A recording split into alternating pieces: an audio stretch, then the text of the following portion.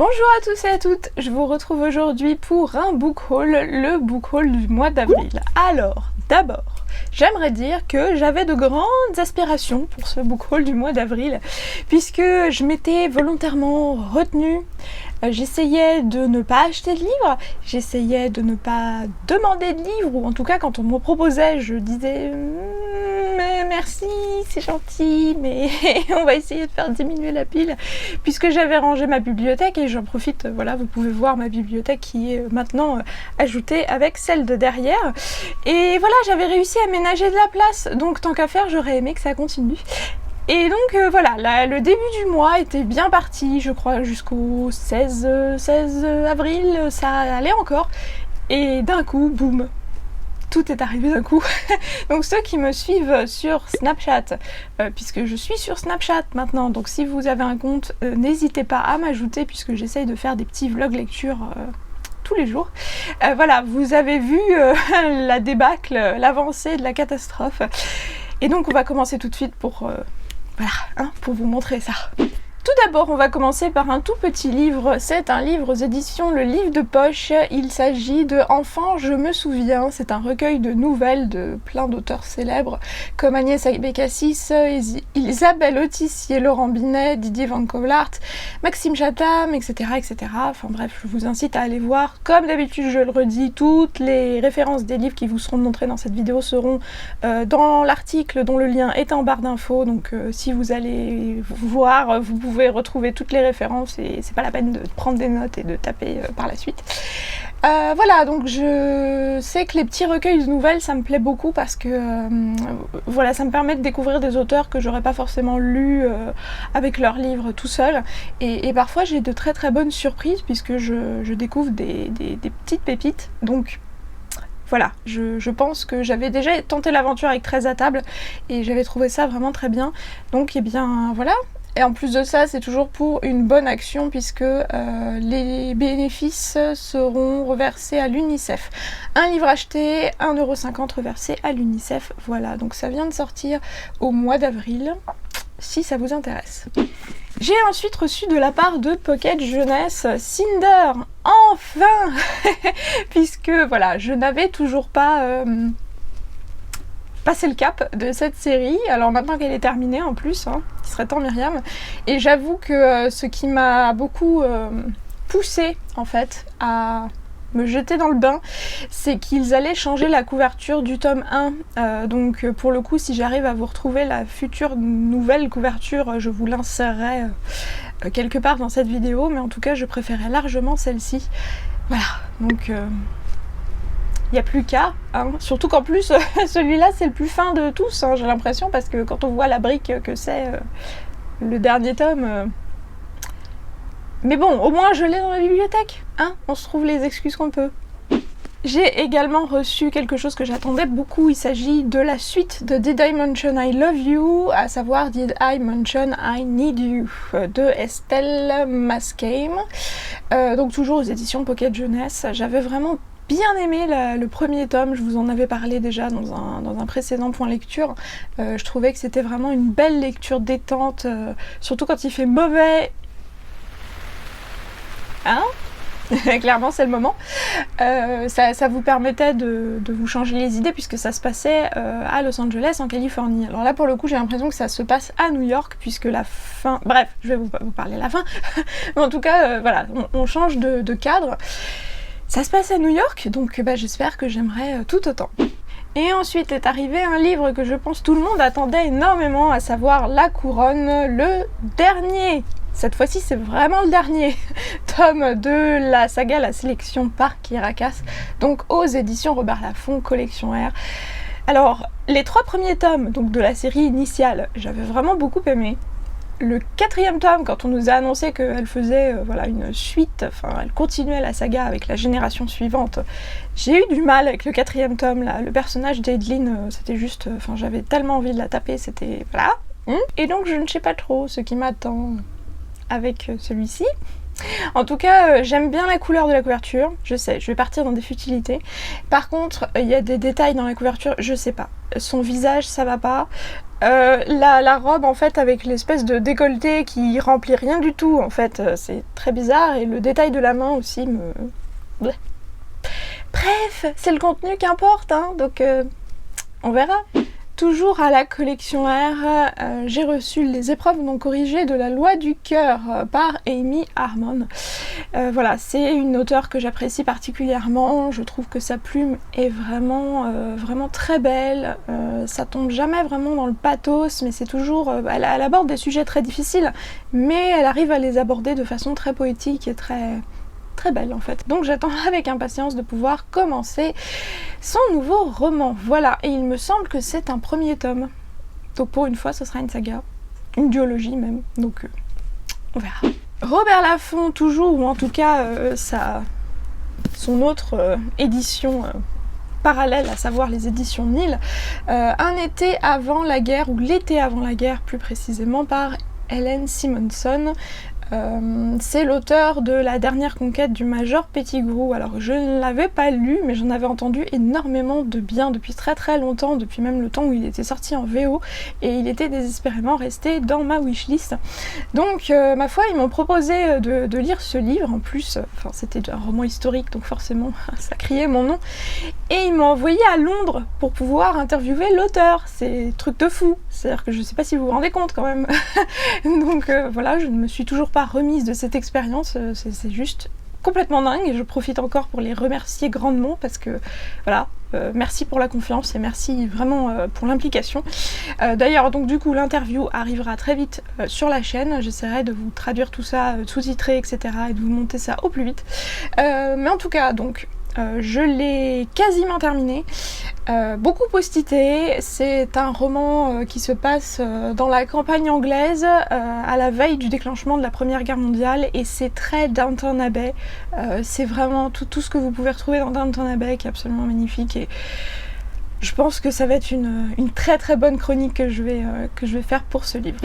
Des éditions Belfond, cette fois-ci ils m'ont envoyé Dans la chaleur de l'été par Vanessa Lafay.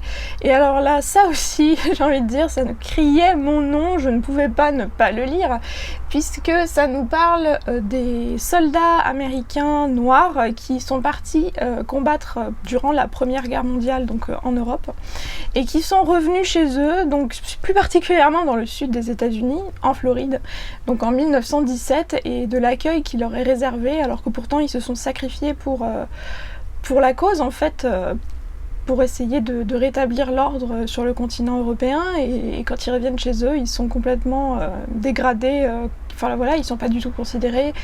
Ça reste des noirs, on est en pleine ségrégation raciale, on n'a pas encore fait la paix avec ce problème majeur qui est le racisme, et je pense que ça va être vraiment un roman très poignant, donc j'attends avec impatience de pouvoir le lire. Vous savez en plus de ça que j'ai une passion pour le sud des États-Unis. Alors en plus, roman historique comme ça, bref. Et j'adore vraiment la couverture, je trouve qu'elle est vraiment très jolie. Voilà, donc il n'y a plus qu'à. Des éditions Nathan, cette fois-ci, ils m'ont envoyé leurs 2 prochains romans, à savoir Cet été-là par Sarah Auclair et S'enfuir par Martine Bedford. Alors j'avoue que j'ai pas trop regardé de quoi ça parlait, je crois que ça c'est l'histoire d'une fugue. Et ça c'est l'histoire, c'est une belle histoire sympa de vacances d'été, etc. Donc à voir ce que ça donne, en tout cas ils sont très courts tous les deux. Durant le mois de mai, j'avais également été conviée à une présentation d'une nouvelle collection chez Castelmore, la collection spéciale dyslexique, donc qui s'appelle 10, qui réédite les romans de Castelmore, enfin certains romans de chez Castelmore, dont 14-14. Alors je vous avais posté une petite photo sur Instagram et sur ma page Facebook pour vous montrer un peu la différence entre le roman original et la version spéciale dyslexique. En tout cas, je trouve que c'est une très bonne initiative parce que le roman est toujours le même, clairement, voilà. Par contre, au niveau de de la présentation, de la mise en page, la police est beaucoup plus agréable à lire, les retraits à la ligne sont beaucoup plus organisés, on essaye de ne pas couper les paragraphes entre les pages, etc. Bien évidemment aussi, forcément c'est écrit beaucoup plus gros pour arriver à distinguer mieux les mots et à ne pas tous les confondre. Enfin voilà, tout a été vraiment pensé pour les dyslexiques. Et le point positif, et on a fait le test d'ailleurs, c'est que en fait tout le monde peut utiliser ce genre de livre. C'est pas parce que vous n'êtes pas dyslexique, voilà, c'est pas du tout pour essayer de mettre au banc une certaine catégorie de population. Bien au contraire, en fait, quand on essaye de lire, bah, finalement, on se rend compte que c'est beaucoup plus agréable, même pour nous, parce que voilà, les polices de caractère sont beaucoup plus large, enfin le confort de lecture est vraiment là. Le papier aussi a été pensé pour, puisque c'est un papier un peu plus épais, pour que vous ne voyiez pas en transparence ce qui est écrit par derrière, ce qui est parfois le cas avec certains livres, et du coup ça embrouille encore plus la lecture pour les personnes qui ont du mal à se focaliser sur les caractères. Voilà, d'où le fait qu'il soit plus gros, d'où le fait qu'il coûte un peu plus cher forcément, mais pas beaucoup, hein. Il coûte 15,90 €, ce qui est franchement honorable pour un roman de young adult. Je trouve que voilà, c'est très très bien, c'est pas du tout dans l'excès, c'est pas du tout prendre les gens pour des prunes, au contraire, je trouve que c'est une très très bonne initiative et ce serait très bien que les autres éditeurs s'y mettent également. J'ai reçu une commande Book Outlet. Alors pour le coup, Book Outlet, si vous avez essayé de passer une commande récemment, il y a certaines personnes qui m'ont envoyé des messages et oui, Book Outlet a des soucis sur sa boutique Amazon. Et donc du coup, pour l'instant, est temporairement indisponible. Je suis en manque. Et donc voilà, en tout cas, j'ai réussi à avoir certains bouquins de chez Book Outlet avant que la boutique ne craque. Ils sont en train de rétablir les choses, ça prend du temps, mais on croise très fort les doigts. Fournisseur officiel, voilà, c'est mon reseller de livres.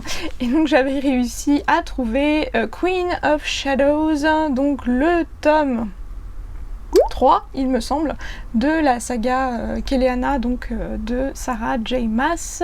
Donc c'est la VO, il est absolument magnifique, il est énorme, comme d'habitude, de toute façon, dans cette saga. Franchement, je trouve que c'est de loin ma couverture préférée, elle est vraiment magnifique.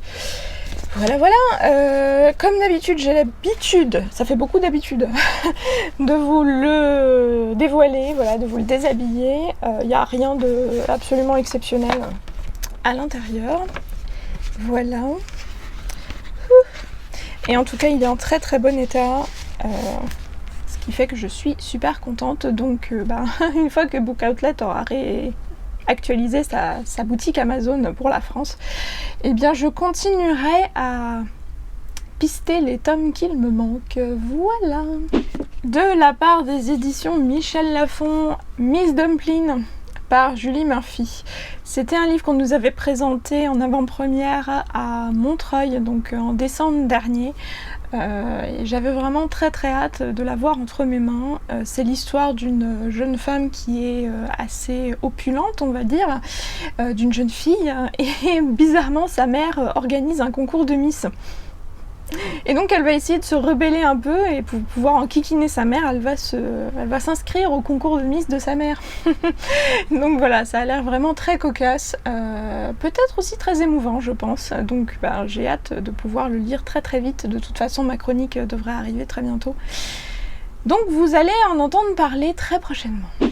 Et pour finir cette première partie de Book Haul, j'ai reçu Quoi qu'il arrive de Laura Barnett aux éditions Les Escales. Donc c'est un roman qui est dans la sélection pour le prix Relais qui va être décerné tout début juin. Donc pour le coup on verra bien s'il aura été primé. C'est un livre très original puisque ça se penche sur toutes les questions que vous vous êtes sûrement posées dans la vie. C'est et si j'avais choisi telle voie au lieu de telle autre? Et si j'avais fait tel choix plutôt qu'un autre? Et si j'avais pris telle décision plutôt qu'un autre? Enfin voilà. Et en fait le roman comporte plusieurs cas de figure. Donc tout au long du livre, en fonction des différents choix que fait l'héroïne, vous allez avoir différents parcours en fait, et vous allez alterner les différentes vies qu'elle aurait pu avoir en fonction du choix s'il avait été différent. Donc ça a l'air vraiment très déstabilisant, mais en même temps je pense très très intéressant à lire. Donc on verra bien, et j'espère pouvoir le faire sortir très vite également. Voilà, je pense qu'on va s'arrêter là pour la première partie du book haul. Clairement, mon objectif de faire enfin un book haul en une seule partie est complètement tombé à l'eau, c'est le cas de le dire en ce moment, et donc ma foi, je vous retrouve très vite pour vous faire la deuxième partie, avec de très très belles réceptions également, donc maintenant le défi ça va être d'essayer de caser tout ça dans ma bibliothèque, et heureusement que j'ai fait de la place, voilà.